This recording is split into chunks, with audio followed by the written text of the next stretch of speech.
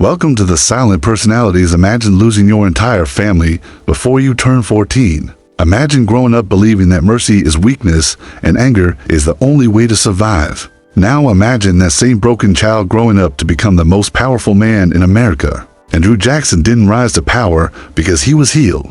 He rose because he was wounded.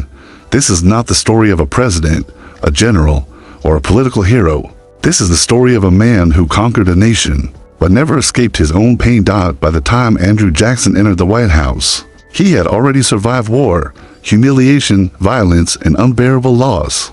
And the power he would later wield over millions was not born from confidence or peace. It was born from trauma that was never healed. To understand Andrew Jackson, we have to stop asking what he did to America and start asking what life did to him. This is the story of America's most powerful president and its most broken man.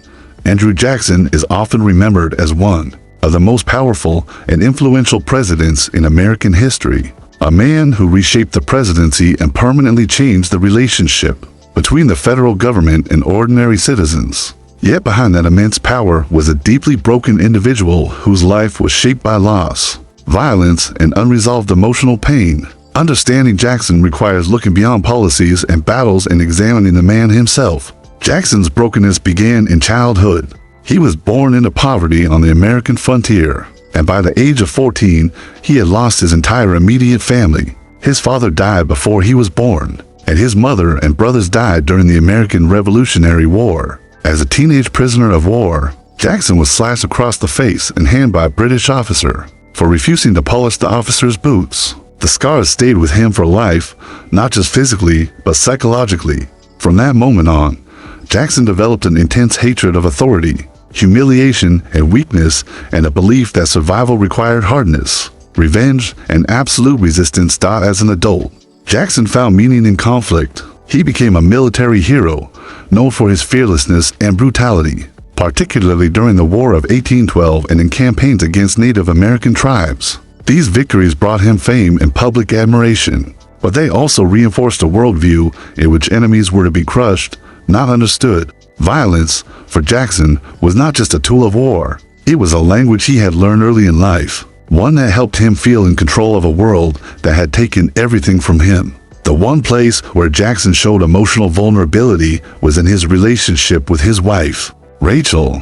She was his emotional refuge, the person who softened his anger and gave him a sense of belonging. Their marriage, however, was surrounded by public scandal due to a misunderstanding about Rachel's divorce from her first husband.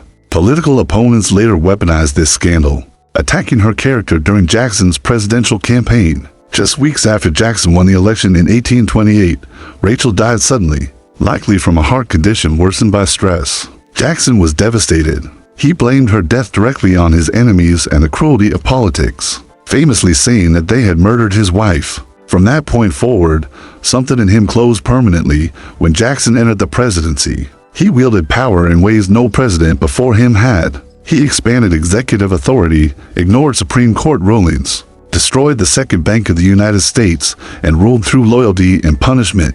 Supporters saw him as a champion of the common man. Critics saw him as a tyrant. But emotionally, Jackson was a man using power as a shield against grief. The presidency became a substitute for healing, a way to stay busy, angry, and dominant rather than vulnerable and broken. This emotional hardness had devastating consequences. Jackson's policies, especially Indian removal, led to the suffering and death of tens of thousands of Native Americans. His refusal to compromise, forgive, or reflect turned personal grudges into national decisions.